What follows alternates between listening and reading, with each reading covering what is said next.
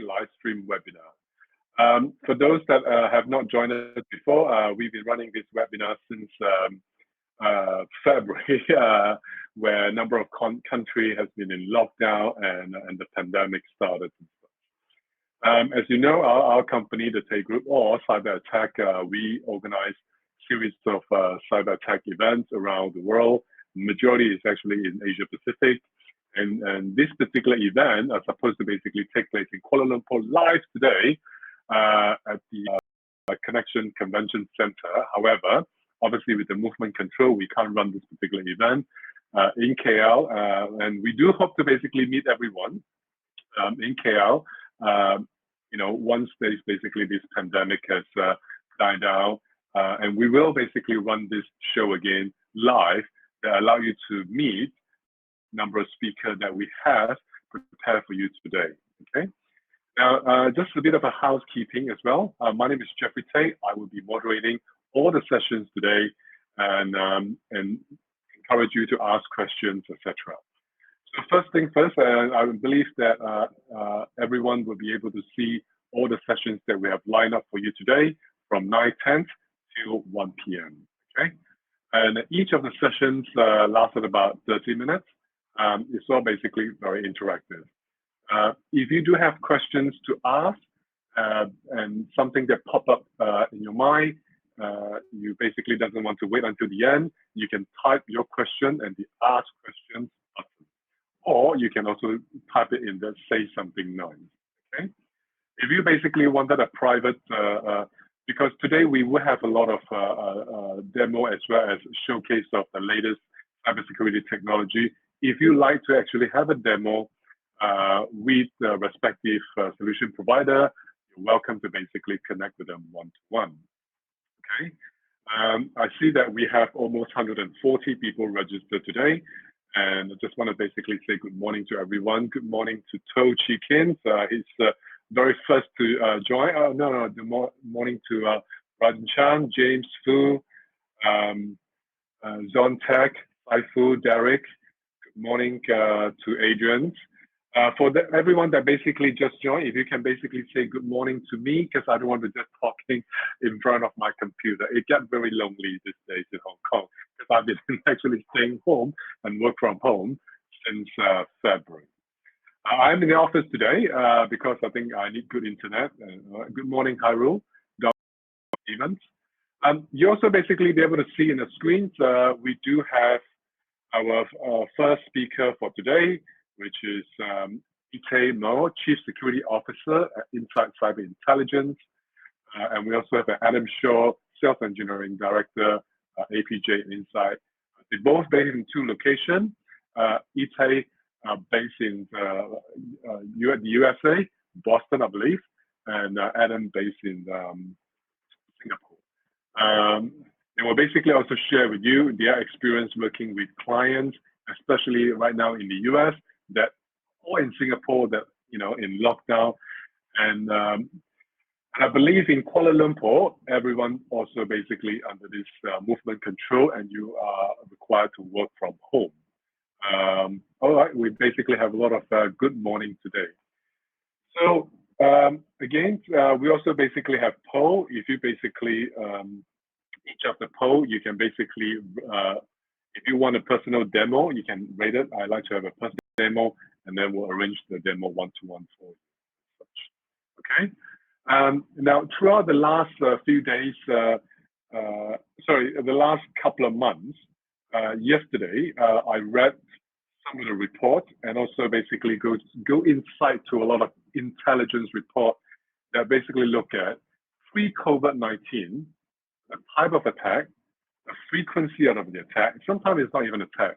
Yesterday, I received an email, okay, from an email app that imitate my email address, which is jeffrey.tay@thetaygroup.com, and saying that my account is being hacked, and the number of links, and Bitcoin and all that and stuff like that, I receive more and more of these every day, okay, and then we also basically look at, during COVID-19 pandemic, the type of attack, the type of scam, the type of phishing that basically going on is a lot. So Etay will be able to share because he worked with a lot of intelligence provider and also basically general intelligence. He will be able to share with you the shocking and scary intelligence there are out there and how to make sense of all this. Most importantly, because if you're in financial services, some of the things that are really not relevant to you versus if you're in pharmaceutical or manufacturing or anything else in such. Okay. We have a lot of industry today coming on board this particular webinar. So without further ado, I will basically pass our first sessions. Can we basically do a little applause? I think there's a little slide that you can do in that plus thing. You can, sorry, the smiley face icon. You can basically give a little applause and stuff. That sort of thing. I'm going to give a smiley face. Okay, pass to you, Etay Maor, Chief Security Officer at IntSights Cyber Intelligence. Thank you very much for. Yeah. Thank you very much for the intro. Thank you everyone for joining us this morning from your house, just like us here in Boston, staying at home for almost a month now, with probably about 2 or 3 more weeks coming in. So thank you for joining this session. I will just hit share my screen. I want to kick off the application. Just a sec.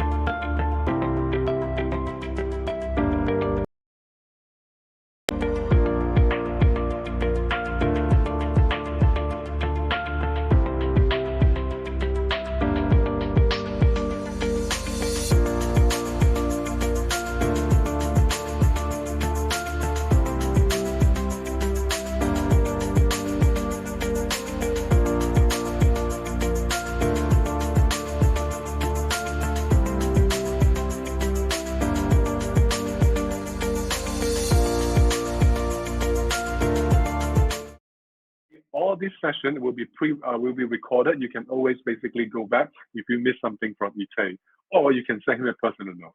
Okay, continue, please. Okay. So I hope you can see that, as mentioned. If not, we'll have this on the recording. We're going to take the next 30 minutes roughly to talk a little bit about threat intelligence, and I'm going to do a really quick intro.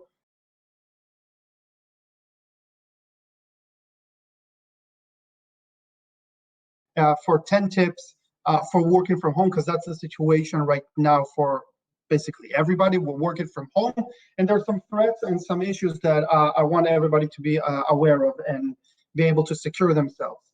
So let's go really quickly. You'll see that all my threats, everything that I talk about, revolves around people, processes, and technology. Different issues with technology, with processes, and with people. And let's start from the first one. There's no place like work. A lot of what people really forget right now, working from home, they're not behind the guarding walls of their enterprises, which means they're more susceptible to attacks.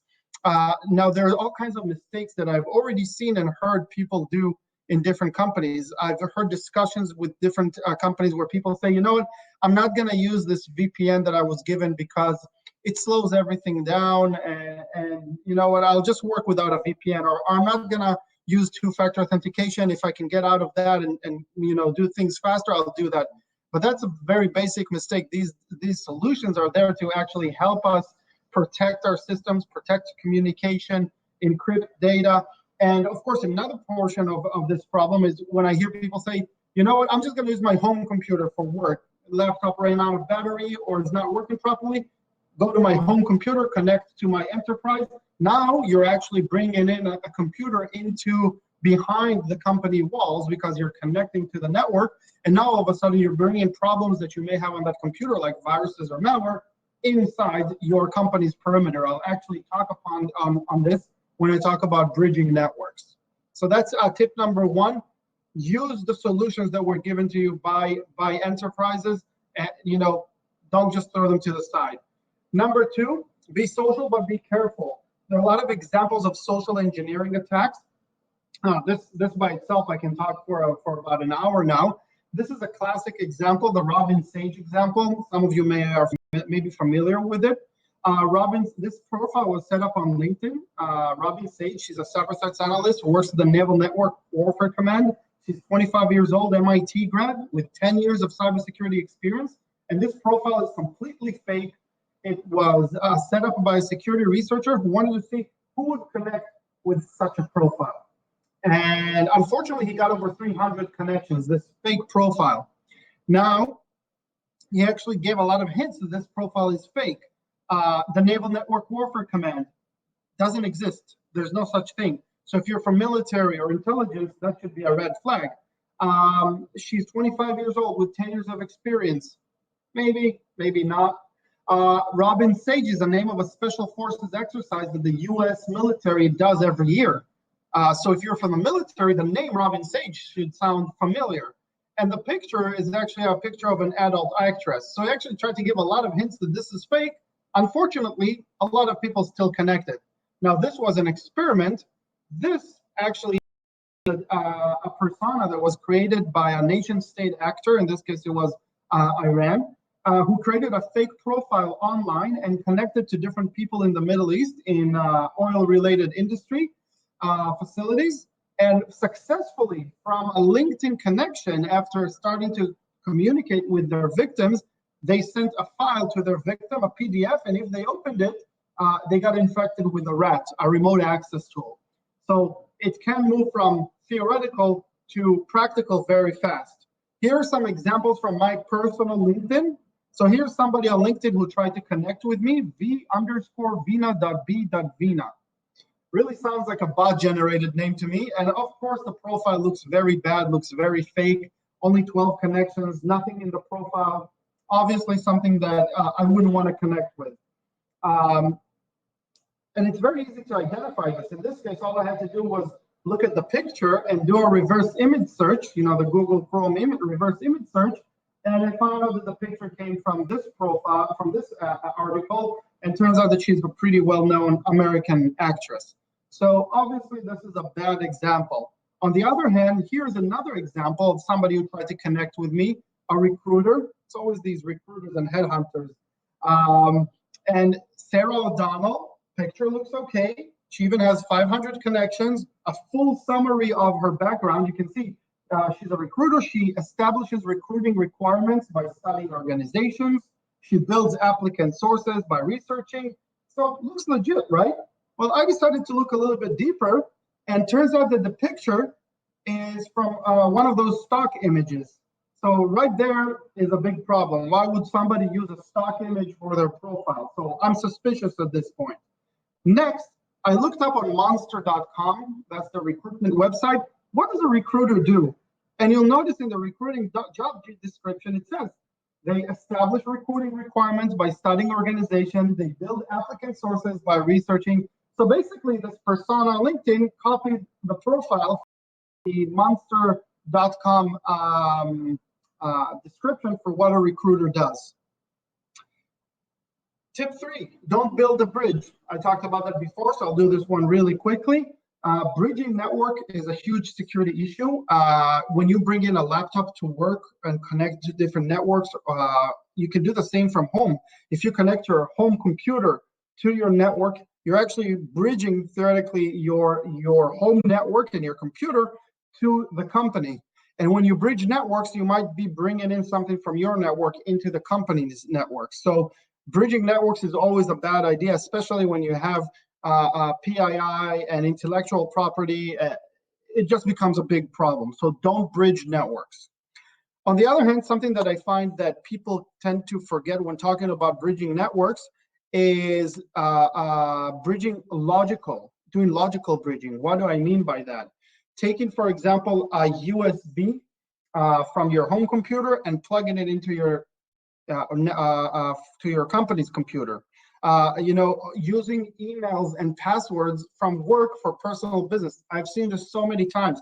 People use their corporate email to register for some vendor or some drawing or whatever, and then when that website gets hacked, then the attacker can find that username and password and try to use it to attack your enterprise. So you're actually creating a logical bridge between your online persona and your company.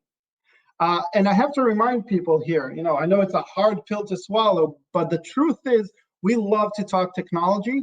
At the end of the day, attackers, they don't need to hack networks. Attackers log in. That's all. They find username and passwords that are already out there. They know how to create these to connect between a username and password from some hacked website to a company, and they log in. Going really quickly, tip number 5 here, situational awareness. Everybody knows what is happening around the world right now, so do the attackers. What you're looking at here is part of our report. You can find it on IntSights.com. We have a report about the COVID-19 threats. This is portions of it.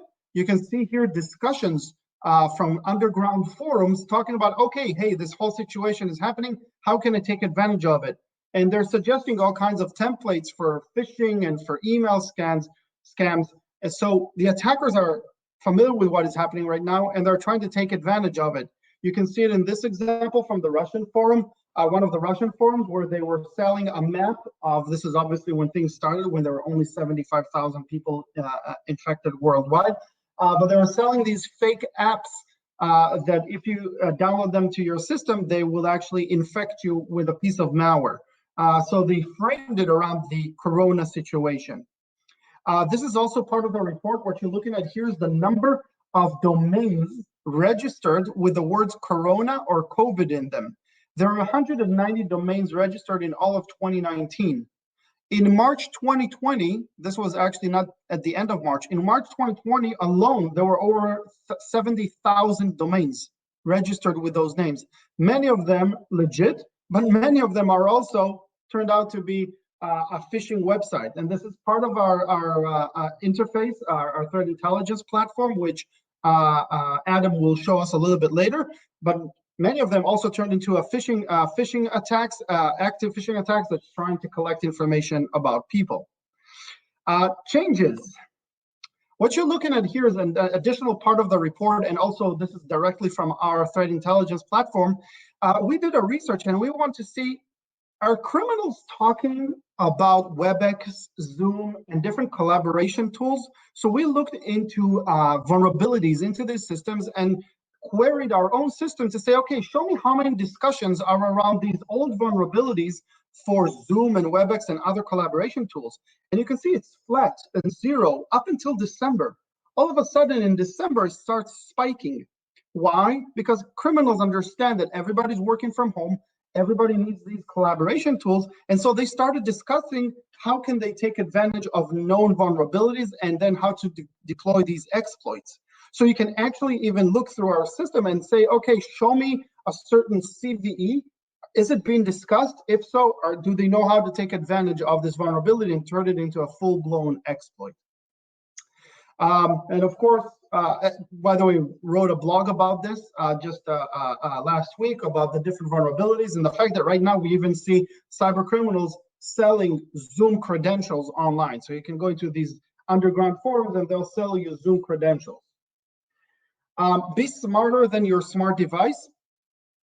Here what you see is, again, from our system, a list of applications for mobile devices that had the name Corona or COVID in them. These are fake applications that are offered in different stores online, application stores, APK stores, and you can download them. And they look like applications that will tell you if there's somebody infected that lives close to you, or different statistics about worldwide infections. What they actually do, we actually analysis, a sandbox analysis of this. They will actually show you, they will actually run different types of form grabbing and credential grabbing and spyware on your mobile device. These are all fake applications, and they're out there just waiting for people to download them to their mobile device, infect them, and collect information. So they're using the situation as a way to propagate the attacks. And it's not just your laptop and mobile device. Keep in mind, right now, everybody's working from home. It's not that difficult to go on Shodan, Census, or any other of these device searching platforms and find out that people don't change their username and their default username and password. That's a huge problem, because if you don't change your default username and password at home, that's a way in for the attacker into your network. So they can do stuff like watch you at home, in bed, or whatever it is. But that's also another foot in the door to get into your network. And these things are extremely easy to do. And we know that there are a lot of scams out there. You can see here, dealing routers hacked to spread coronavirus malware. How? Well, through the admin password, because the admin password is out there. Everybody can find the manual and run these types of attacks. Again, your smart home device could use a threat to our elections. That's around election interference. 2 more slides before I hand it over to Adam. Really quickly, I like this slide. It's a slide that talks about a situation that happened about 80 years ago, World War II. The U.S. was losing a lot of bombers during its World War II campaign, and they asked an American think tank, "Hey, can you help me raise the survivorship of my bombers?" And the think tank said, "Yes, show me where your bombers are getting hit." And the U.S. replied with this picture. And immediately, engineers went into work and started putting metal plating and Kevlar where those red dots are, because that's where the planes are getting hit. It was actually a statistician by the name of Abraham Wald who stood up and said, no, what you're doing here is completely wrong, because this is where the planes are getting hit and are making it back. But one hit to the engine, the plane doesn't come back. That's why you don't have any red dots on the engines, because those planes never come back. You never see them. And that's why it's crucial to remember you are the security team. Everybody in the organization is the security team. You know, hits against the firewall and the SIM, there will always be attacks. But when they attack the people, well, that's the engine. That's how they get into companies. So bear that in mind. Last slide that I have here is defend forward. Threat intelligence will allow you to predict and understand what the criminals are thinking about, what they're talking about, what they're preparing, what attacks like phishing attacks have they started launching or registered domains, if it's mobile devices. We have a lot of resources on our website. I'd really like to encourage you to go to our website and download these white papers and research papers. You'll find a lot of very good information about the types of threats that are out there, the different threat actors, and how they can be countered. It's really important to understand that threat intelligence has to be timely, it has to be actionable, and it has to be reliable. And actionable is extremely important, because getting this information and not acting upon it doesn't make any sense when it comes to threat intelligence. So I'm sorry for going really, really fast with this, but I hope you picked up on these top 10 tips for when working from home. And I'll stop my screen share now and hand it over to Adam. Thank you, Etay. Etay, we do have a few questions, but shall we basically answer them after Adam's presentation? Yeah, I think Adam is going to do 10 minutes, and then we're going to leave the rest of the time for some Q&A. Okay, no problem. Adam, you're up. Yeah, so hi everyone. Thank you for joining for today's session. Good morning, salamat pagi to all of my Malaysian friends. I'm happy to see you today in our webinar. I see there are a lot of attendees, so it's good.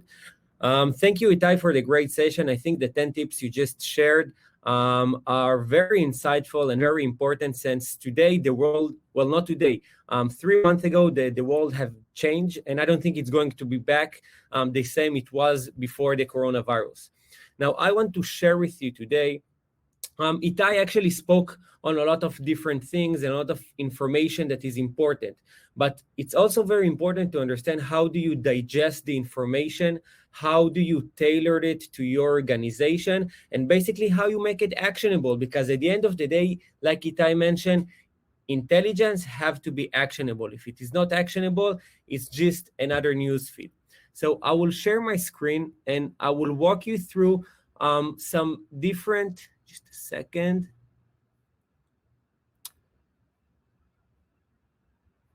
Can everyone see my screen? I hope so. Jeffrey, if there is any problem or refresh something, just let me know. And I will no problem. I can see your screen nice and clear. Okay, great.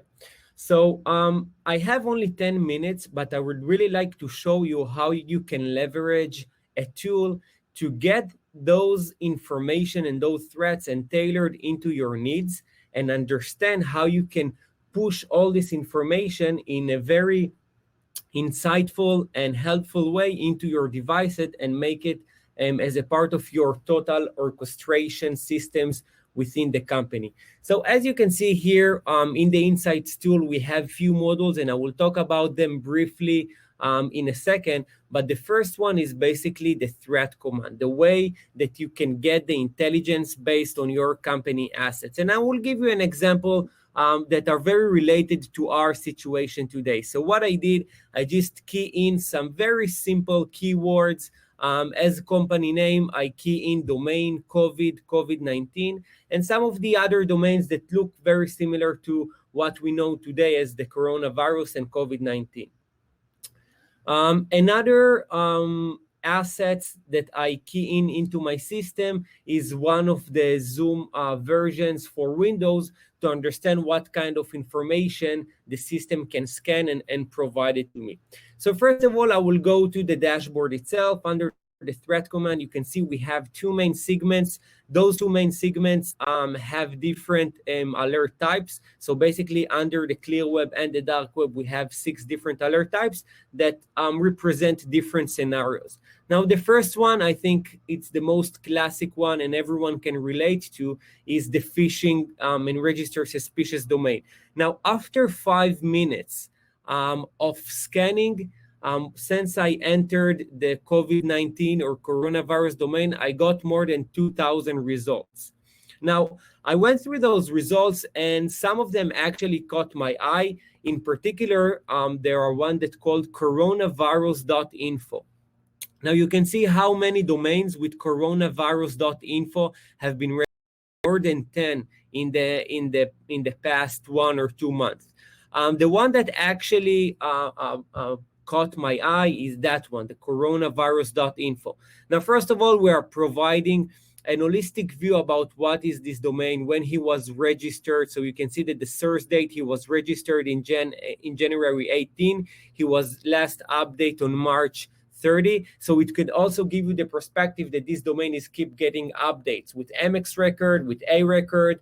The content of the website have been changed, and you can also see the description and the recommendation. Now, you would like to understand more than that. One of the things that you would like to do is to understand if this is an indicator of compromise, if this domain had a signature somewhere. Now, you can go to the IOCs and you can basically investigate this domain against our IOCs database. Once you click on investigate, it will redirect you to a page under our tip module where you can basically see all the relation to these domains. For example, you can see that this domain is marked as a high severity and is currently active. So now I have more intelligence that this is not just an innocent domain. This domain, coronavirus.info, is actually an indicator of compromise. Now you can see in the map itself that this domain is resolving to an IP that is communicating with 2 different malwares. The first one is the Loki malware, and the second one is the Globe Imposter malware. So you now have a high certainty that this domain is actually a malicious domain, and you would like to either block it in your Office 365, your email gateway, your firewall, or you want to send it to your SIEM to monitor any traffic that your end user have to this domain or from this domain. You can do it with IntSights automatically. So this tool is actually enable you to send all those IOCs automatically to which device you will choose. And I will not talk about it because it's really to go into details, and I have only 10 minutes, and I want to show you 2 or 3 more examples. But this what we call as an actionable intelligence. You get the intelligence that is relevant to you based on the assets that you are keen in. You have a layer of investigation, and then you can decide if you would like to act upon it by blocking it or enrich this information. Now, another example I would like to share with you, which is very important, is one of the examples that Etay mentioned about the mobile application. Now, there are a lot of malicious mobile applications that were detected. You can see I found more than 23 mobile applications that have a malicious content embedded in the code itself. And the way that the tool is doing it is pretty smart. So he's not scanning every mobile application. He's just scanning those that have a different hash file than the original APK or have a different certificate. So you can see here that a comparison of the detected application certificate didn't match the company certificate. And let's see, what is this one? This is the Coronavirus Defender. Look like a very important mobile application. Now, you can ask yourself, but how people are getting those mobile applications, how they even go to those app stores. So it's very simple. There are two ways, basically two ways.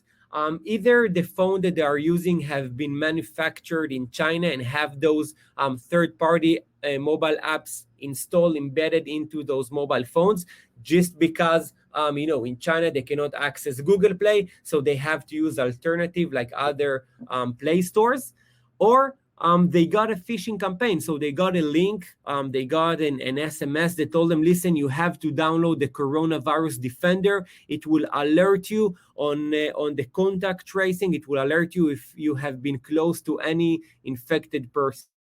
Now, after we took this APK and we actually scan it in a third-party Joe Sandbox, we can provide you with analysis report that it's basically, you can see it's very interesting, because if you will go to the report itself, you can see that it's been classified as malicious with a confidence of almost 100%. And the classification is basically that is a Vader or a spyware. Also could be a Trojan and bot, but we can definitely understand that there is something malicious happening with this specific mobile application. Now, I am talking with regards to COVID-19, but you can imagine to yourself that we can detect those kind of things on your company, your mobile application, your official mobile apps, your social media, etc. Now, this is a very short example of the threat command itself on the tailored intelligence, how IntSights can tailor the information for you. But and we would like to call it the tactical intelligence, the intelligence you need to act on your day-to-day. Another piece of intelligence, or another segment of intelligence, I would like to call it the strategic intelligence, where you are getting a generic intelligence, general intelligence, but it still help you to better understand what is the landscape or what is the situation now with regard to the current movements around the world. So like Etay mentioned, we actually published two very nice reports, and they're also available through the platform. The first one is COVID-19. So if you will click on it, you will be able to see an overview about what is this COVID-19, how threat actors are actually using the situation and abusing the situation in order to attack different organizations or to exploit different existing vulnerability that are now, the technologies are now more in use, and I will talk about it in the vulnerability risk analyzer. But more important than that, we are actually attaching all the IOCs that are related to this campaign.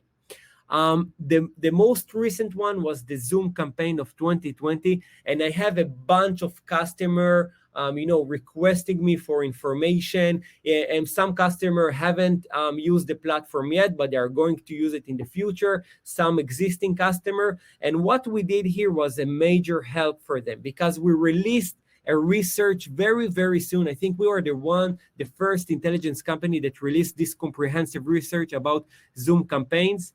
And there are a lot of customers that what they are doing now, in addition to read and understand what is the status with the different vulnerability of Zooms, they also took all those Zoom malicious domains and they are sending it into their SIEM to understand if some of their users, some of their employees or some of their devices actually communicate with those malicious domains, because those indicator of compromise that have the same similarity to Zoom domains, they are confirmed malicious domain. So if one of your devices, if one of your employees have communicating with those domains, it most probably got infected with some kind of malware, a ransomware, or other malicious domain, or other malicious content.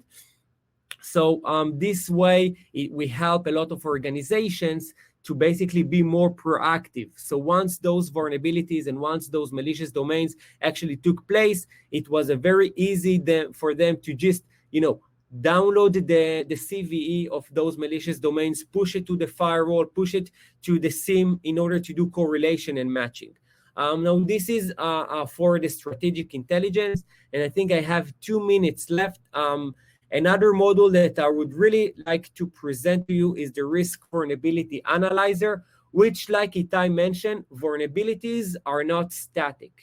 And if I will just search, for example, the Zoom one, where we are using a lot of examples from Zoom just because it's very popular today, you can see that we have few vulnerabilities that were detected on Zoom. You can see, for example, that the first one was detected on July 12, 2019, so almost or more than 1 year ago. If I will open that specific vulnerability, you can see that it have 0 mentions before the COVID-19 and before this situation actually emerged. And when you can see this spike after we had all those lockdowns and people start to work from home and more remote access have basically took place, and more remote meetings actually generated as a result to the current situation. You can see a spike in the amount of mentions. So now we are in April and it's in all time, 35 mentions. And what is IntSights is doing, we are gathering all the intelligence and we are dynamically upgrading the risk score of the vulnerability. So I had a chat with a different customer of mine just a couple of days before. I told them, listen, but this vulnerability is pretty old. I'm pretty certain that you already patched it.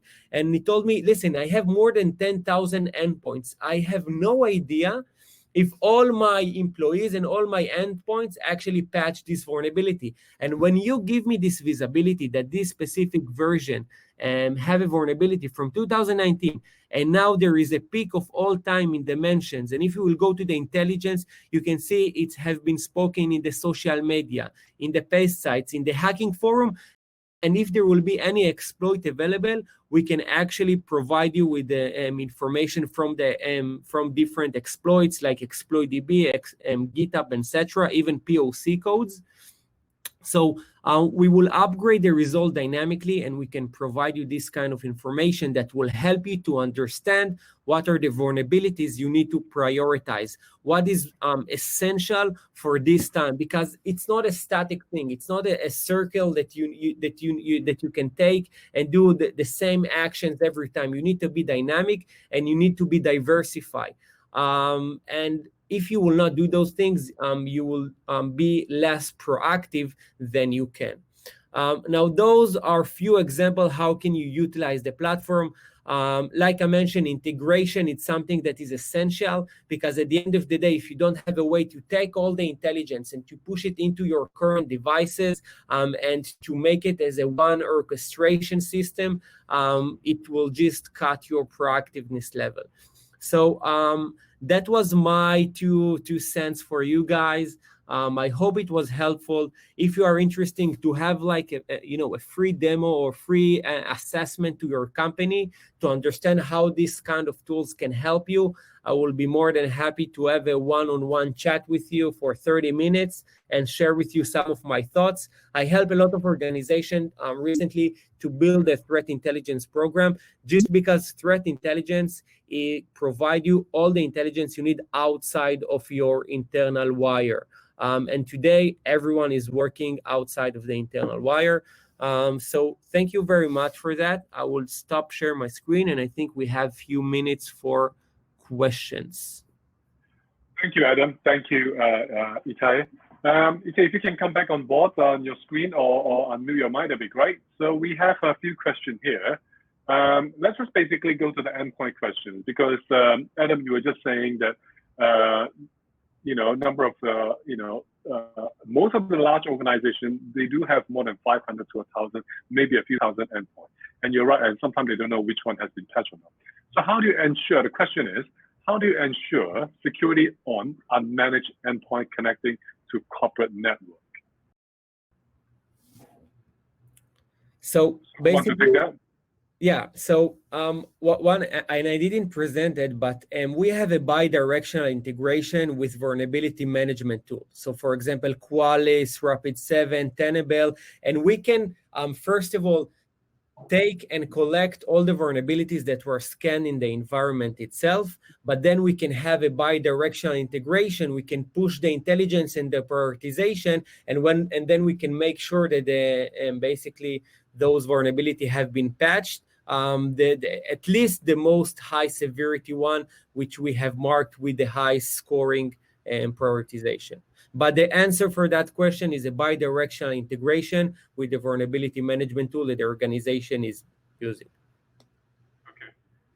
So the second question is, how do you ensure anti-malware and EDR updated and working from home staff? Oh, it's a big challenge. Oh, this is a great question because I just helped another customer just yesterday. He is using CrowdStrike, and he wants to basically push all our intelligence to CrowdStrike. And the way that we're doing it in a very simple way, we are connecting to CrowdStrike Cloud. So we have an API out-of-the-box command to CrowdStrike and many other antiviruses and EDRs, not just CrowdStrike, also Carbon Black, etc. And we can push and we can do policies from the platform itself to those devices. And we can streamline the entire process. So the customers and the end users don't need even to log into the platform. They can define those policies, and that will streamline the entire intelligence process. I want to add to that because it also relates to the previous question.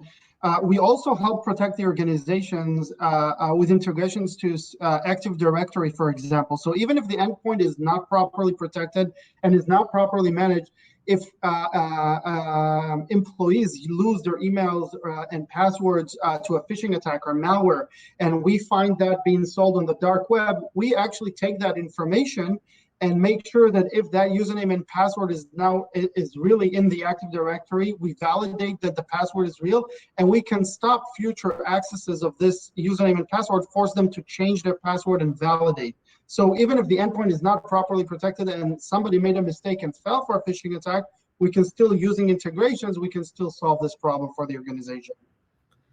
Yeah, so I think all those questions are actually asking how to make the intelligence actionable. And those are great questions because at the end of the day, like I said, actionable intelligence, this is the key to success via the integrations. Okay. We don't have a lot of time. I'm just going to do two more questions, but you guys have to answer quick.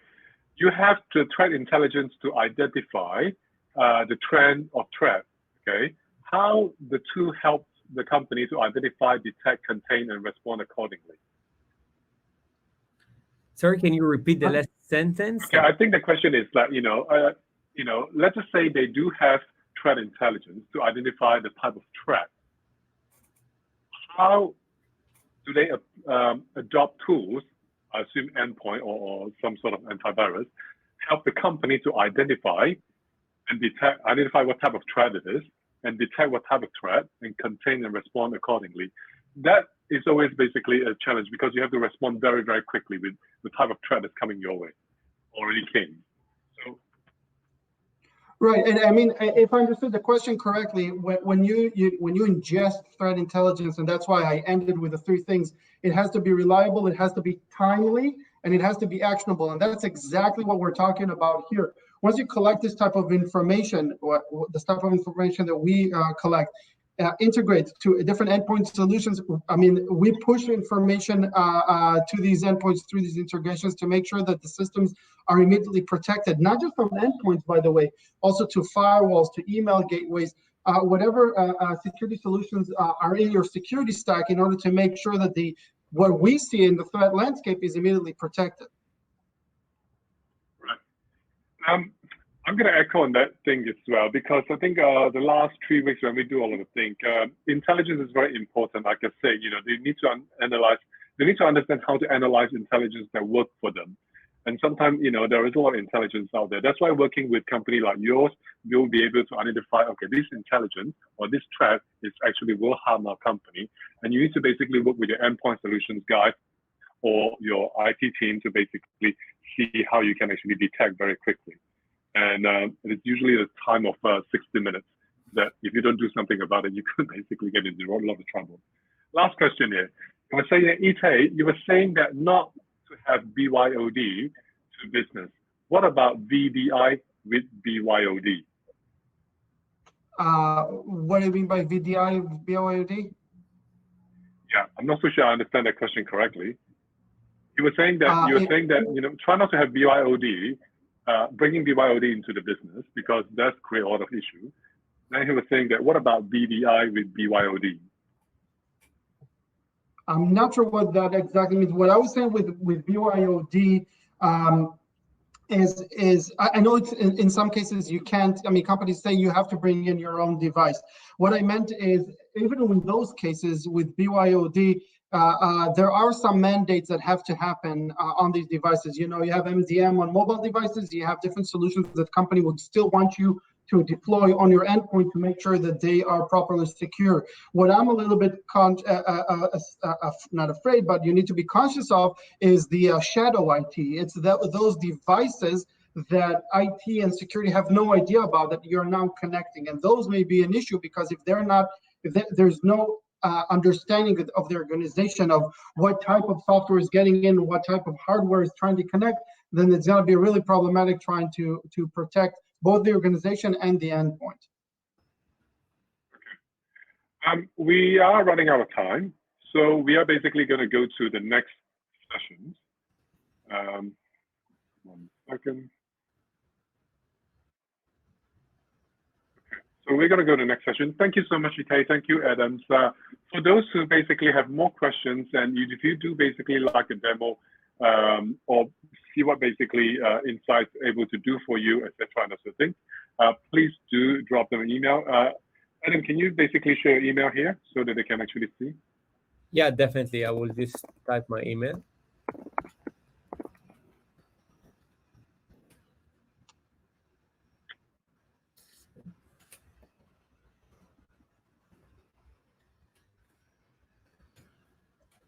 Yeah. Second. Thank you so much. I will, so we basically now move on to the second session. Give us 2 minutes. I'll just get the speaker prepared. Do not leave. We are going to basically go to the second session. So for you to basically go to the second session, all the participants, ladies and gentlemen, if you can see a little top button there, it's called schedule. If you click on that button schedule, you can basically go to the second session, which is starting right now. It's called Map It Out. Improve your data center visibility. If you can click on that, then we go to that second session.